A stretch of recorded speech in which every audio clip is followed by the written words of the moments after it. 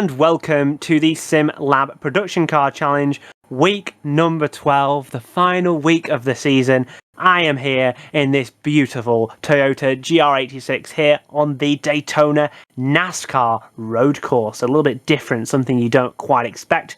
Going to have a hot lap for you as following this segment, along with a lap guide where I will tell you all the tips and tricks to make sure you are fast in this final week of Season 3.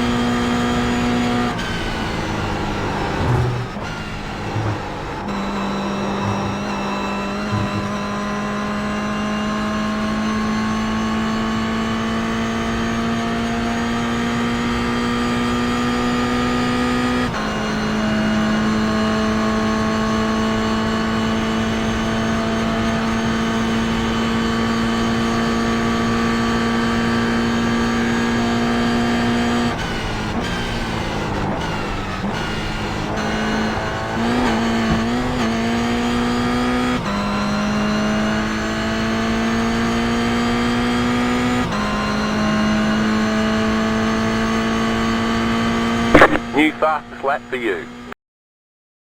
Hello and welcome to the lap guide then. You've just watched a toasted hot lap, especially the last little corner, but the rest of it was pretty good actually. And you're about to watch my lap guide here for the final week here at my personal favourite circuit, Daytona road course. It is the NASCAR one, which makes it quite a bit more interesting, but it is a personal favourite of mine over the years alongside the world's best track, Alton Park. We're here in the Toyota GR86. I'm going to take you for a lap and talk about the key things to watch out for and also try and do in order to benefit your times as much as possible. Right, down into turn number 1. We're not going that fast because we've just come out of a chicane. But, okay, every corner is like this on this track with this car.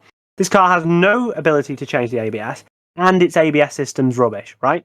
So you've got a bit of a problem because it loves to lock the rears, especially in turning braking zones. And a lot of these corners are turning braking zones. So into here, straighten it out as much as possible. Bleed off as you start to let the car lean. So you almost have to drive this car in a completely different way than you drive every other car, especially around this track. So as it starts to lean into the corner, that body roll come on in that last 25%, really lean off the brake onto the throttle and just be really gentle with your steering movements and just allow that lean to carry yourself through the corner. And it's really important to do that, or you're just going to get a snap, a rear lock, and you're dead, or you've lost so much time. It's unbelievable. Down into the next corner, it's a similar sort of thing. Let it lean in, be really gentle on turning, and also a little gentle on the throttle because we don't run any traction control because it is a lot faster. And make your way out of the next corner. Meeting the apex here nicely is important, and you can use all of that exit to your advantage in order to get as much speed out as possible. Down through the little left kink, we just keep as close as this as possible into the horseshoe. I like to use a little bit of this entry area here for a cut through that iRacing doesn't use, to just open and straighten up that corner entry. Very straight braking again, letting it lean on that tyre and just a little bit of counter steering, trying to really finesse it into the corner. As soon as we get it to the apex, nice full throttle, straight out the corner. Not perfect, but it's really hard to get it very, very good. Here, made a small mistake.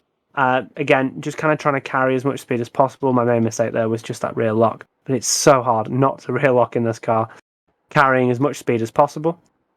Up the banking, you don't need to come down too quickly because you just still want to carry a lot of speed and build speed. What is important to note is you want to be shifting as late as possible. 7/420, I think, is about as late as I dare to go. And if you do that, you'll gain a few hundredths on this banking section.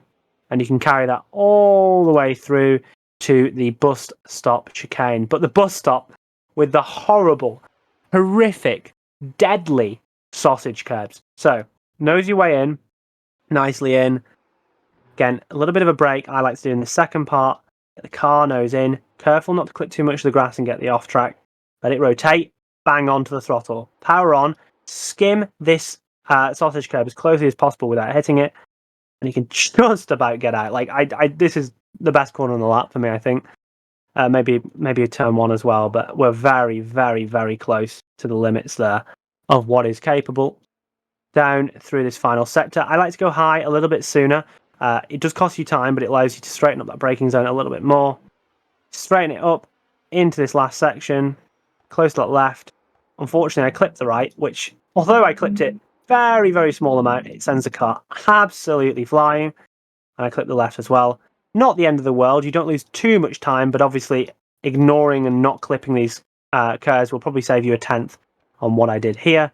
But just make sure maybe what I could say I've done not so well is I've not straightened it up quite enough. And I've not kept it left enough, which therefore makes these corners a little bit tighter and harder to achieve.